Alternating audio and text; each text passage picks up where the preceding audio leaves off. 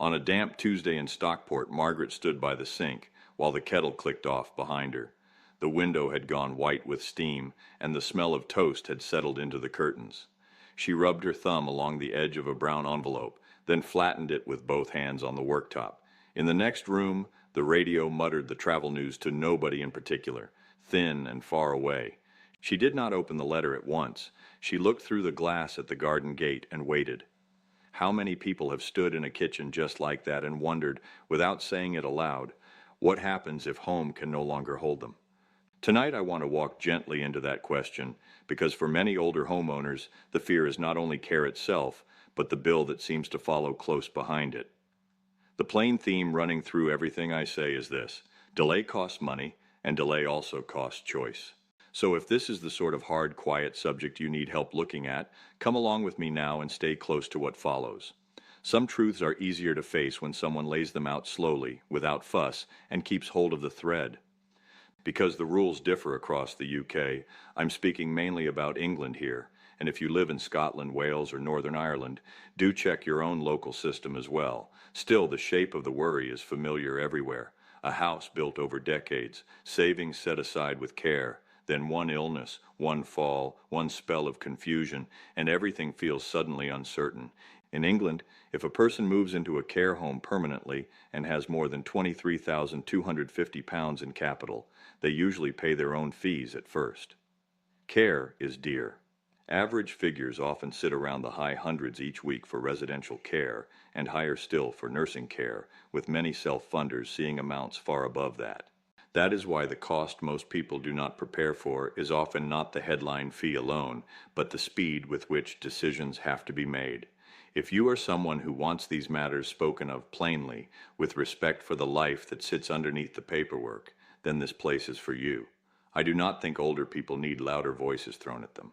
I think they need steadier ones, especially when money, illness, and family feeling all meet in the same room. So if these walks through difficult British money questions help you feel less alone, keep a place for them in your week. Let them sit beside the shopping list, the gas bill, the birthday card, the notes by the phone.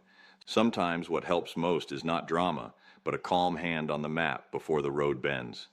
Take June, who is 74 and lives in Norwich, in the semi-detached house she and her husband bought when interest rates were a worry of a very different kind. There is a blue mug by her kettle with a hairline crack near the handle, and a hall clock that still chimes a little late because her husband always meant to fix it.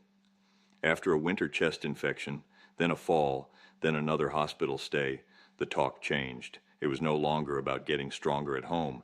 It was about whether home was still safe. Her daughter sat at the dining table with leaflets spread out like placemats, while June stared at a weekly fee printed in dark ink and said almost politely that there must be some mistake. She had a decent pension, careful savings, and the house.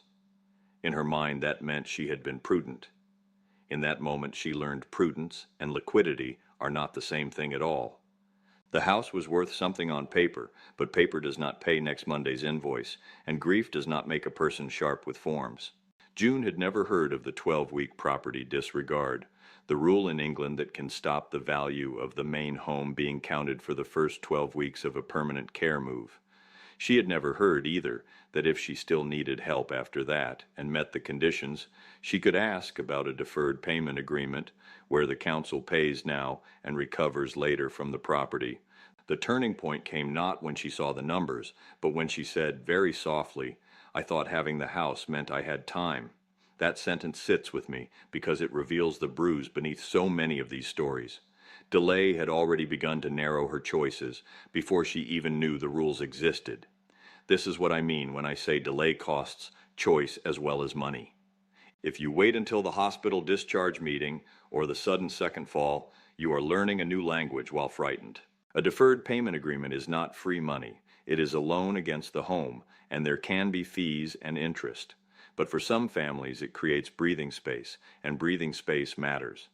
The council can also do a needs assessment first, which is simply an assessment of what care is actually required before the financial side is even worked out.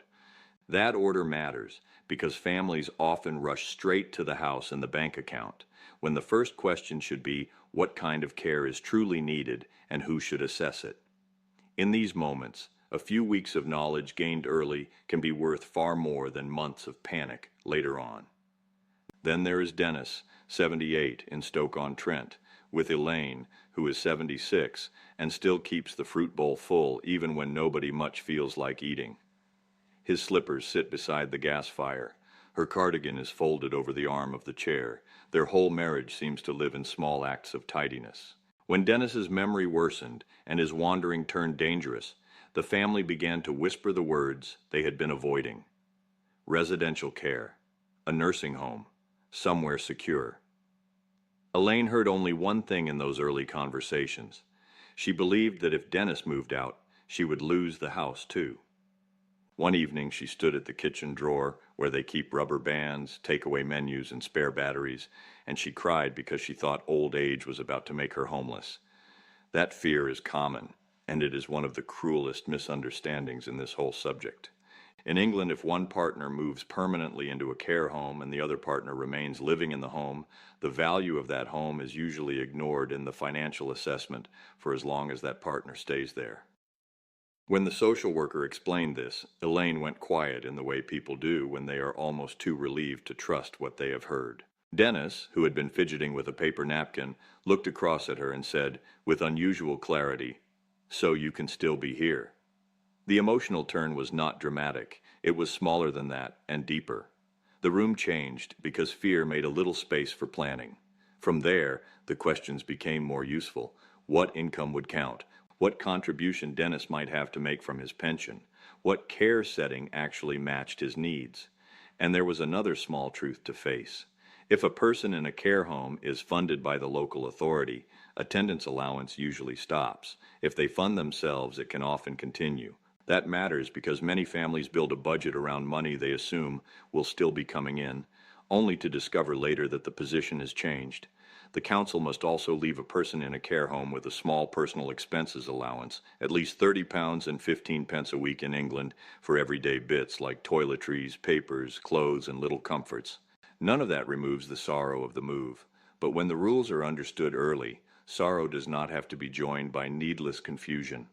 Asha is 72 and lives in Leicester in a red brick terrace with a narrow hallway and a calendar by the fridge covered in dentist dates, birthdays, and hospital appointments.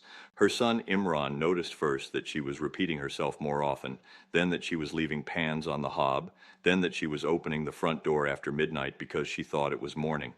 For a long time, the family managed with visits, alarms, neighbors, and hope. Hope can carry a household a surprisingly long way until one day it cannot. After a hospital admission, the talk turned quickly towards a nursing home because Asha now needed close supervision, help with medication, and support through the night. Imran assumed, as many do, that if his mother had dementia and nursing needs, the bills simply belonged to the family unless her money ran down far enough for the council to step in. But there is another door some families never knock on because nobody tells them it is there. If a person's needs are mainly health needs, not simply social care needs, they may be eligible for NHS continuing health care, which means the NHS, not the family, funds the care. It is not based on the label of an illness alone. Not dementia by itself, not Parkinson's by itself, not frailty by itself. It depends on the intensity, complexity, and unpredictability of the needs. A nurse quietly told Imran to ask for a checklist assessment, and that small sentence changed the whole tone of the weeks that followed. The turning point came in the car park afterwards, with rain ticking on the windscreen, when he realized the worst cost had been assuming there was no question to ask. This channel, if I can call it that for a moment, is for people standing in precisely that kind of rain.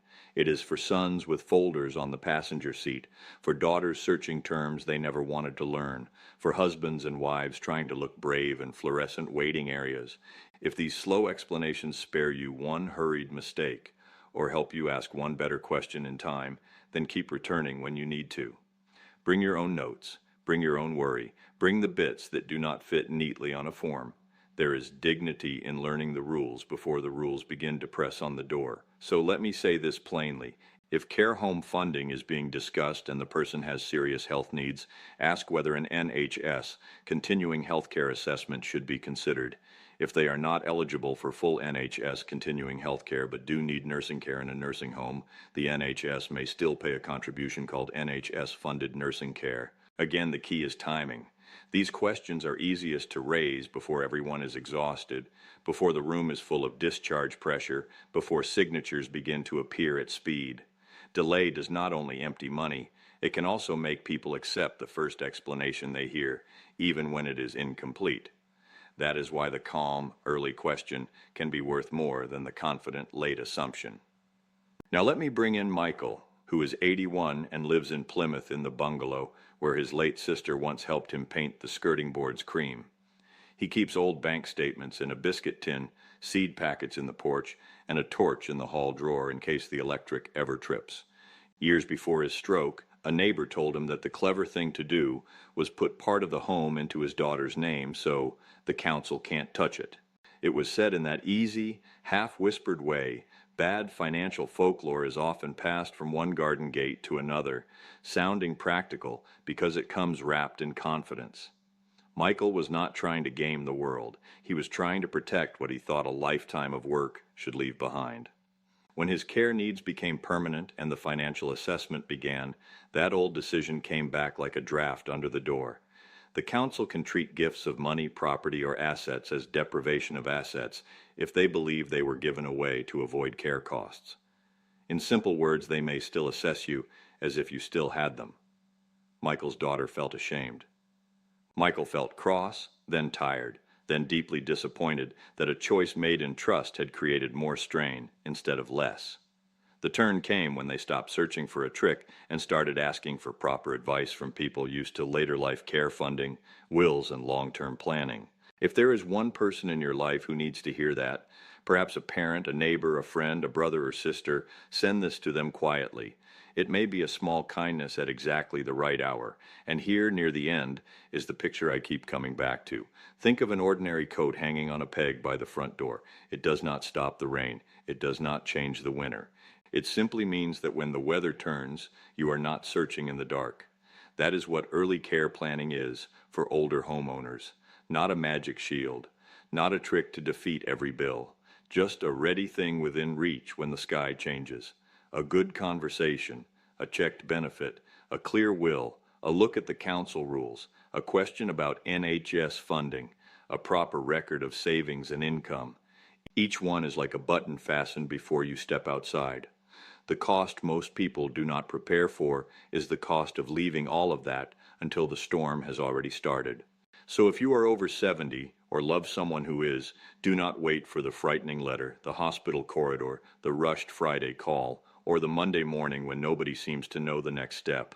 Ask now what care might look like later. Ask what would happen to the house. Ask who would make decisions.